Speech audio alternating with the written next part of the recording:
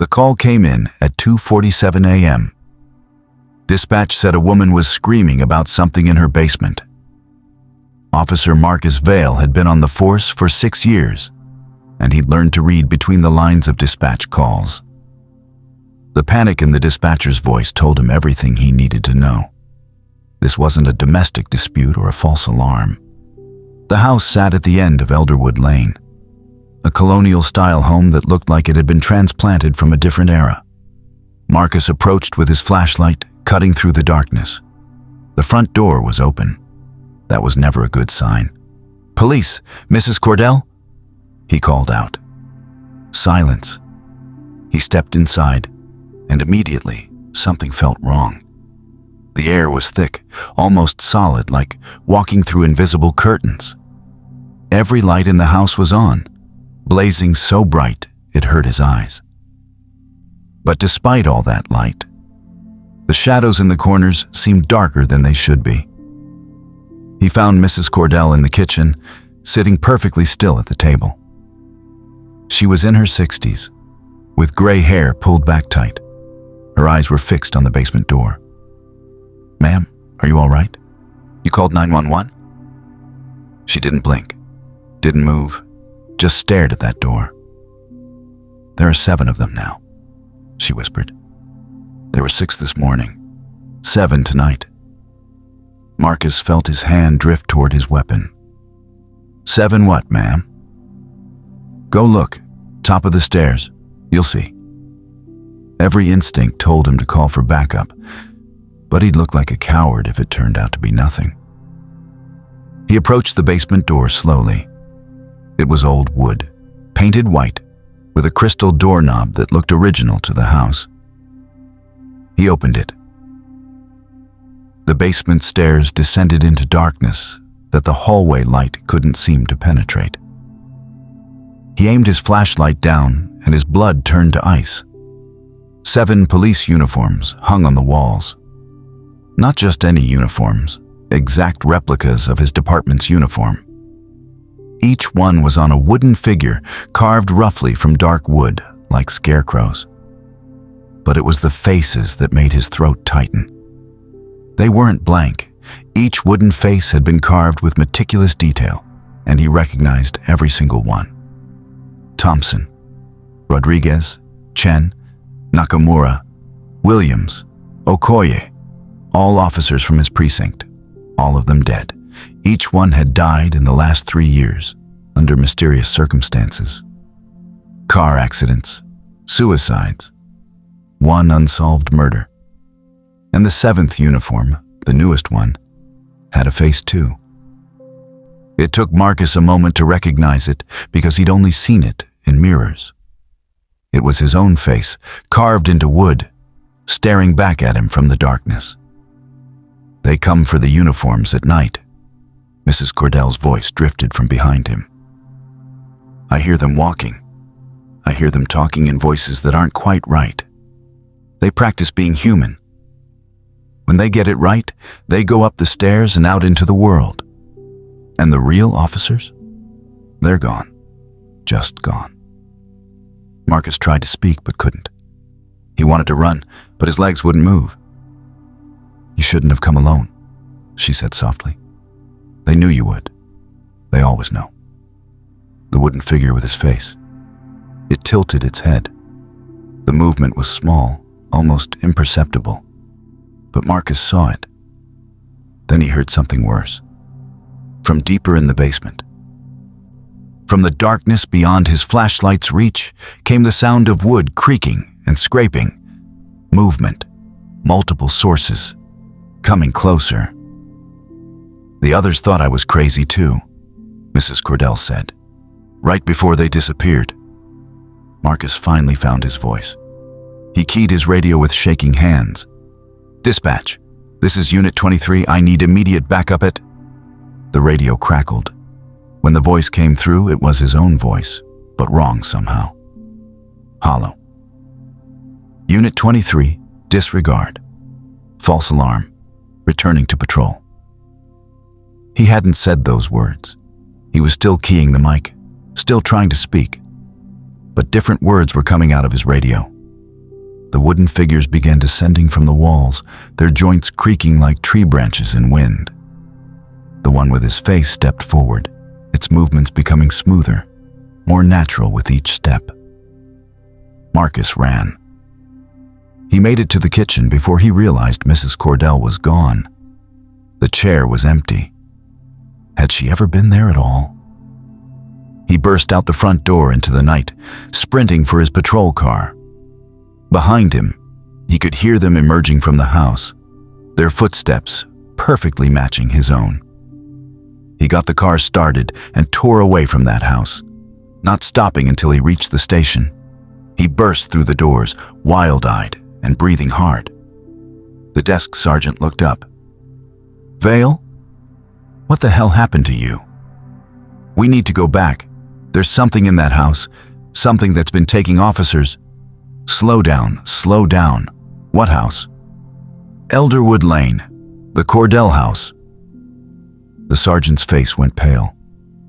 "Vale, there is no Cordell house on Elderwood Lane. That house burned down in 1987. Killed the whole family." Marcus felt the world tilt. "No, I was just there. The woman, she called 911. There's no call logged. Nothing came through dispatch tonight for Elderwood Lane." The fluorescent lights in the station flickered.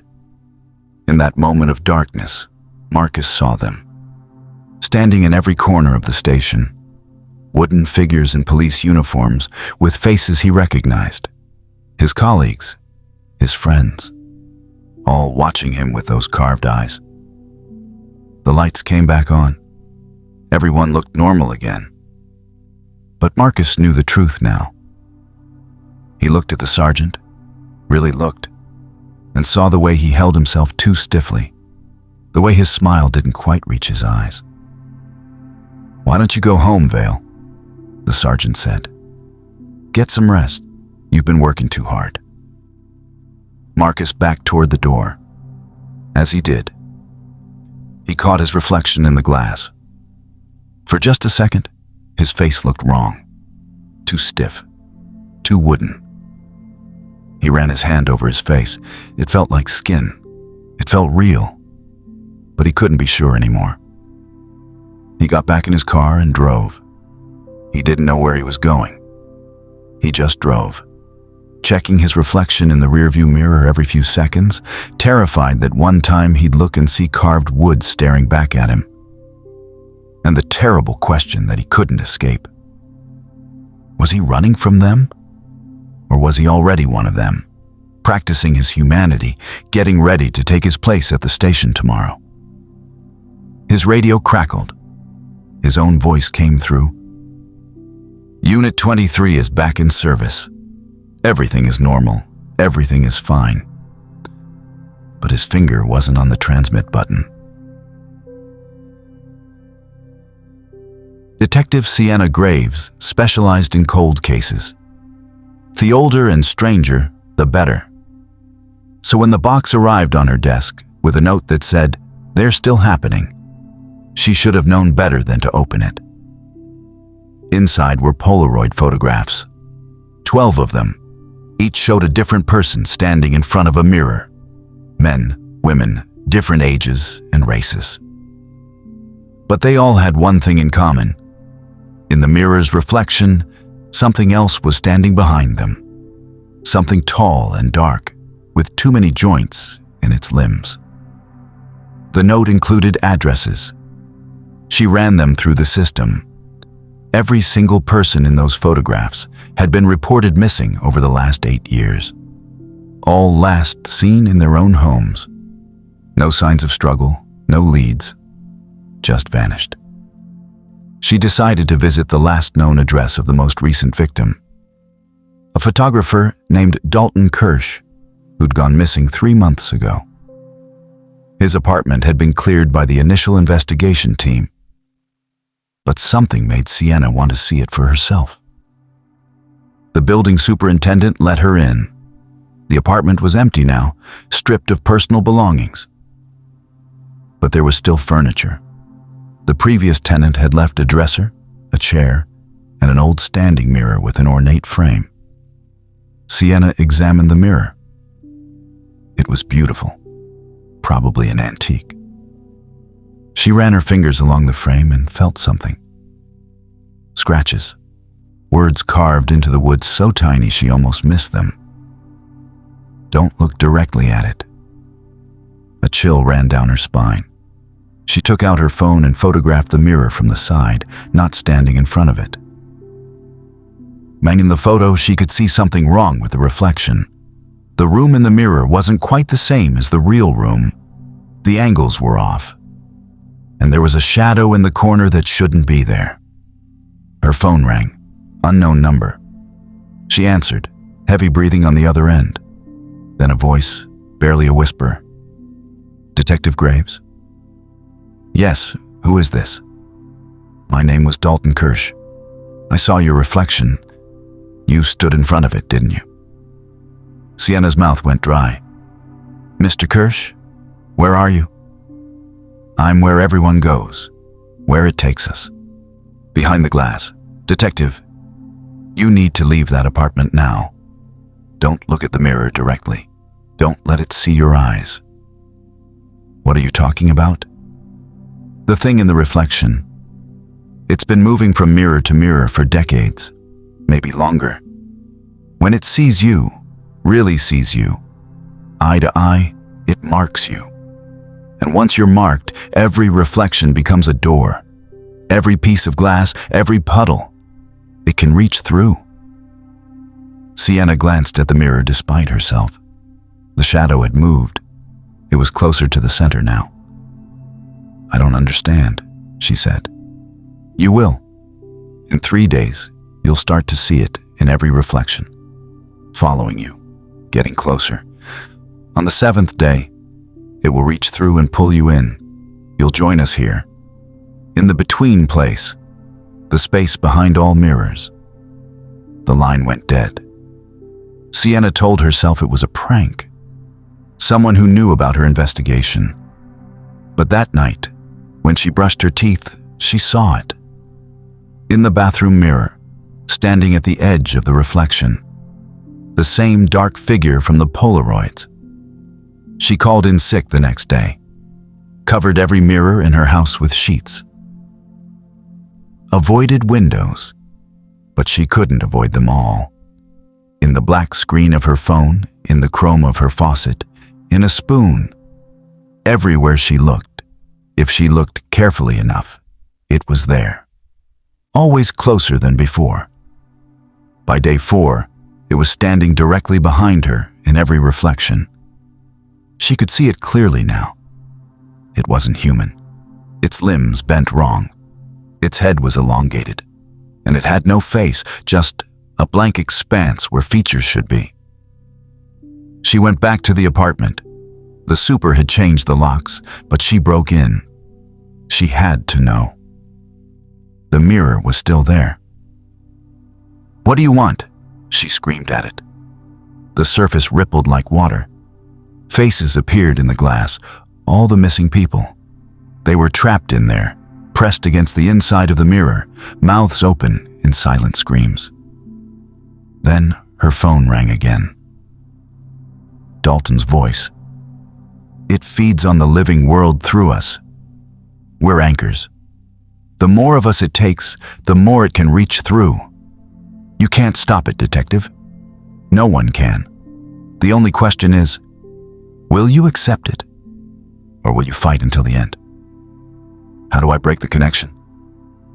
Silence. Then, "You can't. Once it sees you, you're already gone. We all thought we could stop it. We were wrong." Day 7 came. Sienna had stopped sleeping, stopped eating. She kept her eyes closed as much as possible, but you can't live like that forever. At 11:47 p.m., she made a decision. She went back to Dalton's apartment one last time. She stood in front of the mirror and looked directly at it. The thing was right behind her now. So close she could feel cold radiating from the glass. "Come on then," she whispered. The figure's hand, impossibly long fingers, pressed against the glass from inside. The surface bent outward, stretching but not breaking. The hand reached through, into the real world, and touched her shoulder. The cold was absolute. Like every warm thing in the universe was being sucked away. She felt herself being pulled backward, felt the glass parting around her like a curtain of ice water. In her last moment in the real world, she saw her reflection. It was smiling. It waved at her.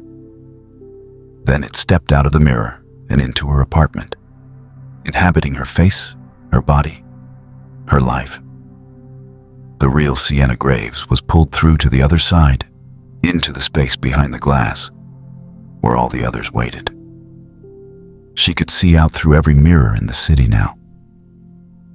She could see her own reflection, the thing that had taken her place, going to work, solving cases, living her life. No one would ever know the difference, and worse, she could see new victims. People who would stand in front of mirrors and accidentally make eye contact with the figures trapped inside. She wanted to warn them, wanted to scream, but all she could do was stand behind the glass and watch as the thing that wore her face went hunting for the next victim. The detective who investigated her own disappearance never found any leads. The apartment was empty, no signs of struggle. Sienna Graves had simply vanished, just like all the others. But sometimes, late at night, officers at the precinct swear they see something wrong with Detective Graves's reflection. Like it moves just a fraction of a second too late. Like it's watching them when she's not looking. They're right to be afraid. Officer Thaddeus Crane had been assigned to evidence storage for 6 months. It was punishment for a complaint. Some citizens said he'd been too rough during an arrest. So now he spent his nights in the basement of the precinct, alone with boxes and bags of evidence from decades of cases. The job was mind-numbing. Tag items, update the database, move boxes from one shelf to another. But it beat being fired, so he kept his head down and did the work. That's when he found the tape. It was in an old box marked Miscellaneous, Case, Nutter 87, 2190. Inside was a VHS tape labeled Dashboard Cam, Officer Presley, Destroy, Do Not View. Crane turned it over in his hands. He'd never heard of any Officer Presley. The case number didn't pull up anything in the system. And that destroy warning, that just made him curious. The precinct still had an old TV and VCR combo in the break room for reviewing ancient evidence. He took the tape up there during his lunch break at 3 a.m. when he knew he'd be alone. The tape was corrupted, full of static and tracking errors. But video eventually appeared. Dashboard camera footage from a patrol car, timestamp showing 2:15 a.m., October 19th, 1987. The car was driving down a dark, rural road. Crane could hear the officer breathing. Officer Presley, presumably. Then the radio crackled. Unit 7, this is dispatch. We're getting reports of an accident on Highway 49 near the old Wickham property. Can you respond? Unit 7 responding. Presley's voice answered. The car turned down a side road. The headlights caught something ahead, a car on its side, smoke coming from the engine. Presley got out, approached with his flashlight. This is Unit 7. I've got a single vehicle accident, checking for survivors. He got closer to the overturned car. The driver's side window was shattered. Presley aimed his flashlight inside and went very still. Dispatch. There's no one in the vehicle. Looks like they might have been ejected. I'm going to search the perimeter. Presley walked into the darkness beyond the headlights. The dashcam couldn't see much, just the occasional glimpse of his flashlight beam cutting through trees. Then Crane heard it. Through the audio of the tape, so faint he almost missed it. A child's voice singing. A nursery rhyme, maybe. The words were unclear, but the melody was wrong. off-key in a way that made his skin crawl. "Hello?" Presley called out. "Police, are you hurt?" The singing continued, getting closer. "I can hear you. Come toward my voice. I'm here to help." The flashlight beam swung wildly. Then Presley's breathing changed, fast, panicked. "Dispatch, I need backup. Immediate backup to Highway 49. Unit 7, what's your situation? There's something wrong with..." Static drowned out his words. When it cleared, he was running. The dash cam caught glimpses of him sprinting back toward the car, but he kept looking behind him. His face was visible for a moment in the reflection of the windshield. He was crying. "What's your status?" Dispatch demanded. Presley reached the car, dove inside. He was saying something, but the words were too fast, too panicked to understand. Then, on the edge of the dash cam's view, Crane saw something emerge from the darkness. It looked like a child at first, small, pale. But it moved wrong. Its limbs were too long, bent at angles that weren't possible. And its face. When it turned toward the camera, Crane felt his stomach drop. It had no features, just smooth skin where a face should be. But it was still singing, that horrible off-key nursery rhyme, the sound seeming to come from somewhere inside it. Presley screamed. He started the car and floored it in reverse. The thing followed, moving impossibly fast, keeping pace with the vehicle. It reached out with those two long arms. Then the tape cut to static. When the picture returned, the car was stopped again. The timestamp showed 3 minutes had passed. Presley was sitting perfectly still in the driver's seat, hands on the wheel, staring straight ahead. "Unit 7, respond," Dispatch was saying. "Officer Presley, what is your status?" Presley keyed his mic. When he spoke, his voice was flat, empty. "False alarm. No accident found. Returning to patrol." "Copy that, Unit 7. But Crane could see Presley's face in the rearview mirror. He was still crying, silent tears running down his cheeks. And in the back seat, barely visible in the darkness, something was sitting. Something small and pale, watching the back of Presley's head. The tape ended. Crane sat in the dark break room, his heart hammering. He looked up Officer Presley in the system, found an old personnel file. Thomas Presley, patrol officer, died by suicide in November 1987. 3 weeks after that tape was made. The report said he'd become increasingly erratic, claimed something was following him. Multiple officers reported seeing him talking to empty air in his patrol car. Crane should have destroyed the tape like the label said, but he couldn't. He needed answers. He spent the rest of his shift researching. He found other old cases, other officers who'd encountered something similar. All of them had died.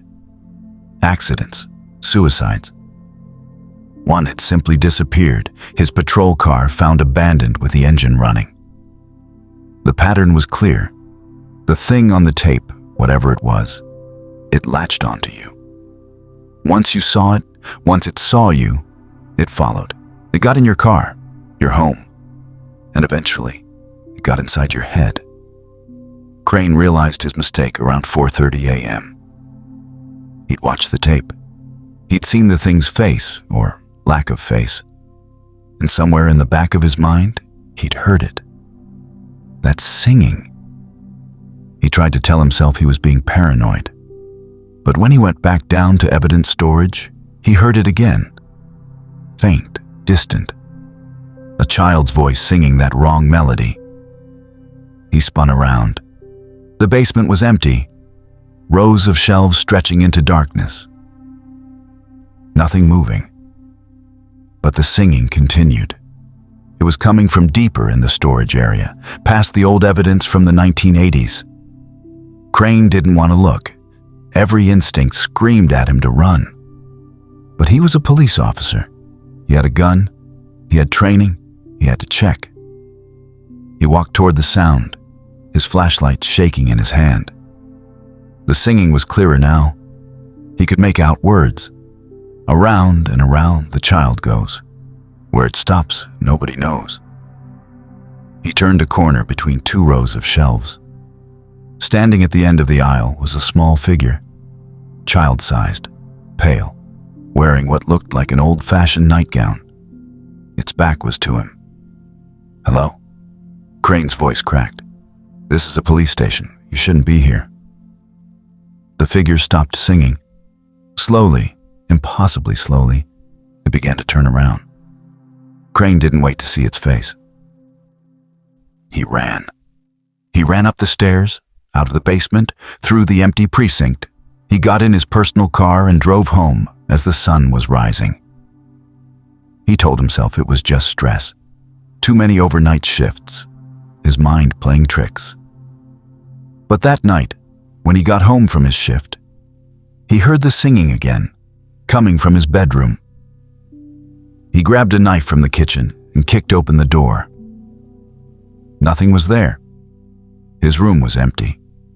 But his bed was unmade, the covers pulled back, like someone small had been sleeping in it. And on his pillow was a single VHS tape with a new label. Officer Crane, destroy, do not view. He never watched it. But it doesn't matter. He knows what's coming. He's seen what happened to Presley, to all the others. Sometimes, late at night, he sees it in his rearview mirror when he drives. A small figure sitting in the back seat, just watching, waiting. He hasn't told anyone. Who would believe him? And besides, he's starting to think that talking about it, acknowledging it, only makes it stronger. Last week, another officer asked him why he looked so tired. Crane almost told him, almost warned him about the tape in evidence storage. But then he heard it, faint, so faint, that singing, coming from somewhere in the precinct. And he knew it had already spread, already found new victims. The thing doesn't just follow, it multiplies. Every person who sees it creates a new copy, a new hunter. Crane doesn't sleep anymore. He can't. Because whenever he closes his eyes, he sees that featureless face turning toward him. And he hears that voice, singing its wrong melody, getting closer every night. He's thought about ending it. He stood on his balcony and looked down, wondering if that's the answer. But he's afraid. Afraid that even death won't stop it. That wherever he goes, it'll follow. So he waits and listens to the singing and counts down the days until it gets close enough to touch him. Highway Patrol Officer Gwen Locklear had driven the night shift on Route 77 for 8 years. It was a lonely stretch of road cutting through pine forests and swampland. Most nights, she'd go hours without seeing another car. She liked it that way. The solitude, the darkness, the gentle rhythm of checking mile markers and rest stops. Then she met the hitchhiker. It was 1:15 a.m. when her headlights caught the figure on the shoulder. A woman in a white dress, thumb out, standing in the rain. Gwen's policy was not to pick up hitchhikers, but something made her stop. Maybe it was the way the woman stood so perfectly still, rain pouring down but not seeming to touch her. Gwen pulled over, rolled down the passenger window. "Ma'am, you need help?" The woman turned.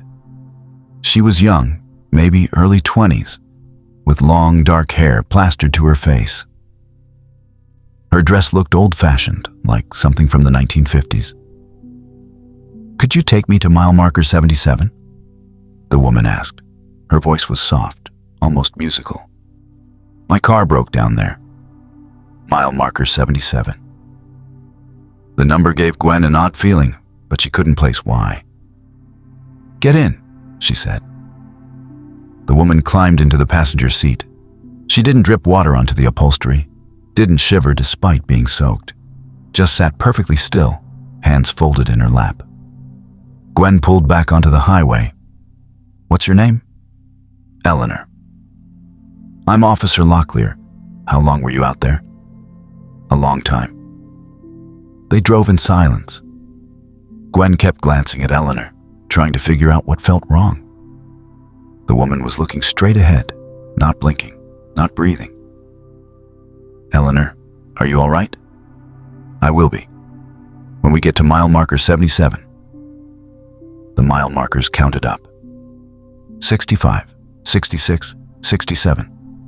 With each one they passed, Gwen felt a growing sense of dread. Her hands were sweating on the steering wheel. "You know," Eleanor said suddenly, "I've been in this patrol car before." "What do you mean?" "Not this exact car, but cars like it. I've been picked up 76 times. You're the 77th. Gwen's blood ran cold. "Eleanor, what are you talking about?" "We're almost there. Can you feel it?" They passed mile marker 75, then 76. Gwen's radio crackled with static.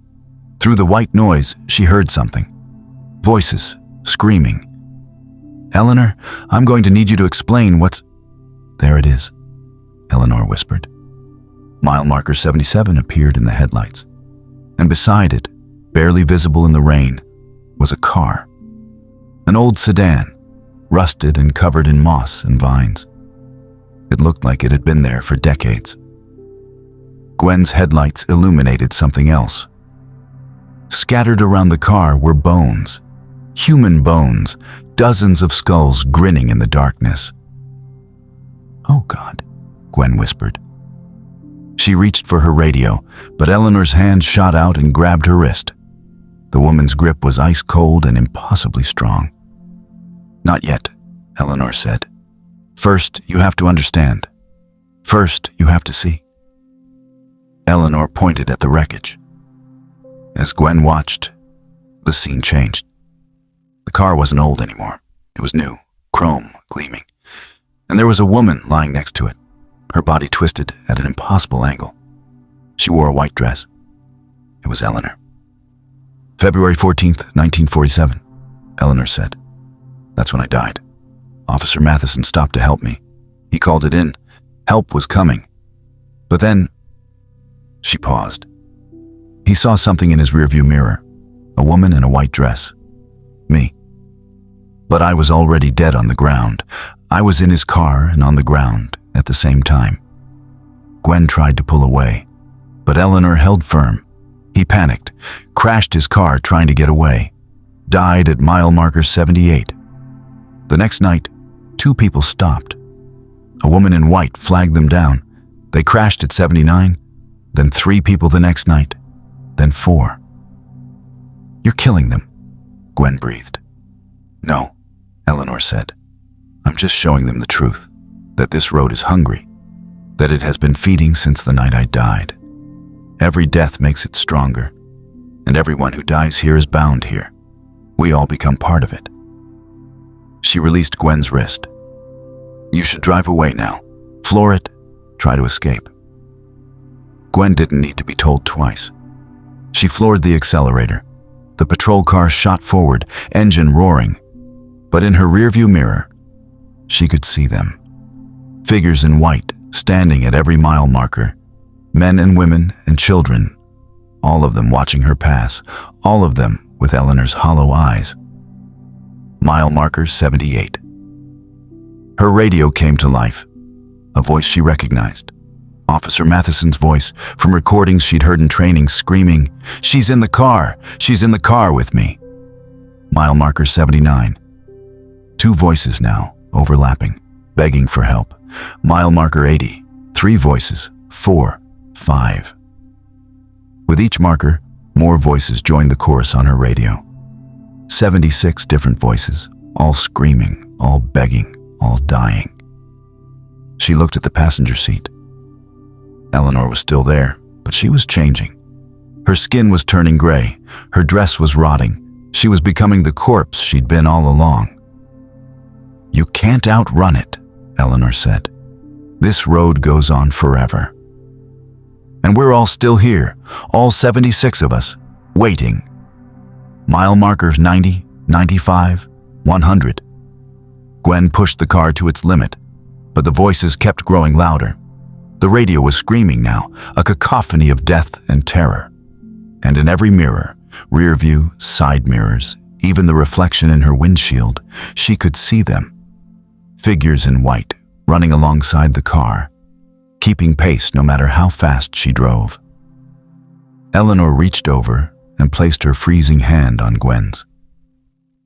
"When you crash," she whispered, "and you will crash, you'll join us. You'll stand at mile marker 77, waiting for the next driver, the 78th.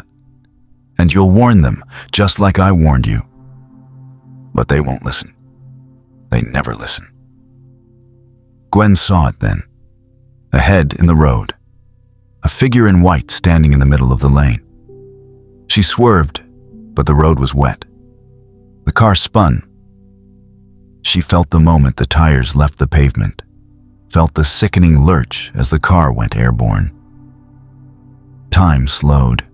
She saw every detail, the pine trees rushing toward her, the swamp water gleaming in her headlights, Eleanor's dead face finally smiling. The impact was thunder and lightning and the end of everything. When state police found the wreck 3 days later, Officer Gwen Locklear was gone. Her patrol car was crushed against a tree at mile marker 101. But there was no body, no blood, just an empty uniform in the driver's seat. The next night, a trucker called 911, said he'd picked up a hitchhiker on Route 77, a woman in a white patrol uniform. She'd asked him to take her to mile marker 77. He'd agreed. They found his truck wrapped around a tree at mile marker 102. He was sitting in the driver's seat, eyes wide open, mouth frozen in a scream. The radio was on, playing 77 different voices, all talking at once, all saying the same thing. "Welcome home, welcome home, welcome home." And on Route 77, if you drive the night shift, if you're brave enough or stupid enough, you might see them. Figures in white at every mile marker, watching, waiting, counting up to some number only the road knows. Don't stop. Don't pick them up. Don't look in your mirrors. Because the road is always hungry, and it remembers everyone who's fed it. K9. Officer Jasper Whitmore and his dog, a German shepherd named Kodiak, were the best tracking team in the county. They'd found missing hikers, tracked down fugitives, and located evidence in 100 cases. But they'd never encountered anything like the Everett Woods disappearances. 5 people had vanished in the state forest over 3 months. Hikers, campers. They'd gone into the woods and never come out. Search teams found nothing, no bodies, no evidence, no clues. It was like the forest had swallowed them whole. Jasper and Kodiak were called in for one last sweep before the case went cold. They entered the woods at dawn, following the last known trail of the most recent victim, a college student named Riley Voss. Kodiak had Riley's scent from a shirt the family provided. The dog was eager, pulling at his lead, nose to the ground. They tracked for 3 hours, going deeper into the woods than the previous search teams. The trees here were old growth, massive and dark, their canopy blocking out most of the sunlight. Jasper marked their trail as they went, tying bright orange ribbons to branches. Kodiak stopped at a clearing. He sat down, his alert signal. He'd found something. Jasper approached carefully. In the center of the clearing was a backpack. Riley's backpack, according to the family photo Jasper had on his phone. But that's not what made Jasper's hand drift to his weapon. The backpack was surrounded by a perfect circle of white stones, and beyond it, deeper in the clearing, were more circles. 5 of them, each one containing a personal item: a phone, a watch, a water bottle, a wallet, a pair of hiking boots. "What the hell?" Jasper muttered. Kodiak whined. The dog was staring into the woods, hackles raised, growling at something Jasper couldn't see. "What is it, boy?" The dog lunged forward, breaking from Jasper's grip, and ran into the woods. Jasper swore and chased after him. You never let your K9 partner out of sight. Never. He crashed through undergrowth, following Kodiak's barking. The dog had stopped about 50 yards ahead, standing at the base of an enormous oak tree. He was barking up at something. Jasper looked up and felt his blood freeze. There were 5 people in the tree, sitting on branches. All of them were the missing hikers. He recognized their faces from the missing persons reports. They were alive. But something was terribly wrong. They sat perfectly still, hands in their laps, feet dangling. Their eyes were open, staring at nothing. And they were covered in something. At first, Jasper thought it was moss, but as he looked closer, he realized it was fungus. White and gray growths covering their skin, spreading across their clothes. "Riley?" Jasper called up. "Riley Voss? My name is Officer Whitmore. I'm here to help you." Riley's head turned. The movement was slow, mechanical. When her eyes focused on Jasper, he saw they were completely white. No pupils, no iris, just white. "Help," she said. But it wasn't her voice. It was voices. Multiple people speaking in unison through her mouth. "Help us. Come up and rest." The other 4 people turned their heads as well, all moving in sync, all speaking together. "Come up and rest. The tree is kind. The tree is patient. Come up and rest." Kodiak was going crazy, barking and snarling at the tree. Jasper grabbed his lead, started backing away. "I'm calling for backup," he said. "We're going to get you down from there. Just hold on." "Can't come down," the voices said. "Roots go deep. Roots go through us. We're part of the tree now, part of the forest. Come up and rest. Become part of it too." Jasper keyed his radio with shaking hands. "Dispatch, this is K9 Unit 12. I found the missing persons. I need immediate backup and medical at my location. All 5 victims are alive, but..." Static erupted from his radio. Through the white noise, he heard those same unified voices. "No one is coming. The forest doesn't allow it. The forest keeps what it takes." He looked down at his radio. Fungus was growing on it. White tendrils spreading across the black plastic like frost on a window. No. He dropped it, brushed at his hands, but his skin was clean. The fungus was only on the radio. Kodiak yelped. Jasper spun around. The dog was pawing at his own collar, whining in distress. White growth was spreading across the leather, and where it touched Kodiak's fur, the dog's skin was turning pale. Jasper ripped the collar off and threw it away. He scooped up Kodiak and ran. Behind him, he heard branches creaking. The 5 people were climbing down from the tree, moving in perfect synchronization. Their feet touched the ground without sound. "Don't run," they called after him in their chorus of voices. "The forest goes on forever. There's nowhere to go. Only deeper. Only down into the roots." Jasper ran harder than he'd ever run in his life. Kodiak heavy in his arms. He looked for his orange trail markers, but they were gone. Every single ribbon had vanished. The trees around him were changing, growing closer together. Their bark was moving, pulsing like skin over muscle. And in the gaps between the trunks, he could see faces. Human faces, barely visible, pressed against the wood from inside. Their mouths were open in silent screams. He burst into a clearing and skidded to a stop. It was the same clearing, the same circle of stones. Riley's backpack. He'd run in a circle. "No," he gasped. "No, I marked the trail. I marked it." "The forest doesn't follow your rules," the voices said from everywhere at once. "The forest makes its own paths." The 5 people emerged from the trees on all sides, surrounding him. They moved wrong now, their joints bending in directions that weren't natural. The fungus had spread, covering most of their bodies, and Jasper could see something underneath their skin, moving, branching, roots. "Put down the dog," they said. "Let the forest have what it wants. Fight and it hurts. Accept and it's almost peaceful." Jasper set Kodiak down. The dog immediately pressed against his leg, growling at the approaching figures. Jasper drew his weapon. "Stay back, I'm warning you." "Bullets don't stop roots," they said. "Nothing stops the forest. It was here before your roads and cities. It will be here after. We're just fertilizer. Just food for something older than your species."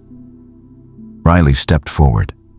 Her skin split open and thick white roots emerged, reaching toward Jasper like fingers. The others did the same. 5 people, 20 root tentacles, all grasping for him. Jasper fired. The bullet passed through Riley's chest, punched through the tree behind her. She didn't react, didn't bleed, just kept walking, roots reaching, her white eyes fixed on him.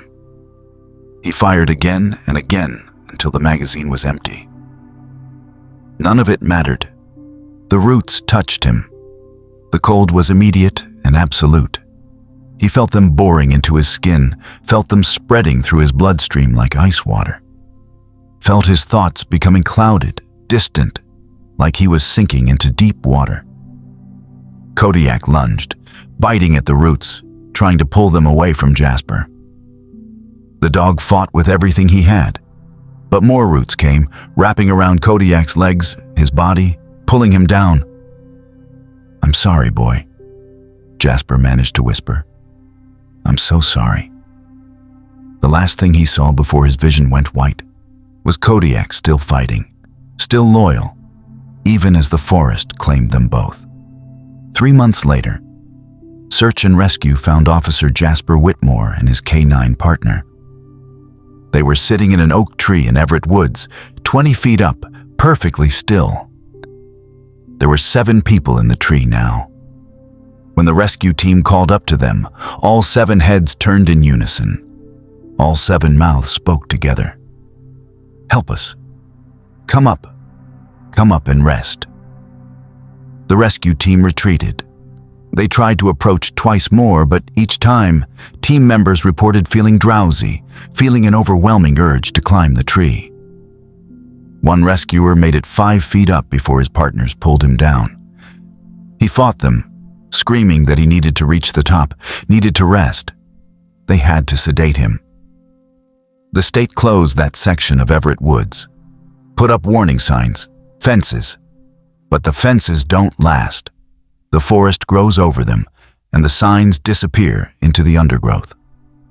Sometimes, hikers who ignore the warnings report seeing a police officer in the woods.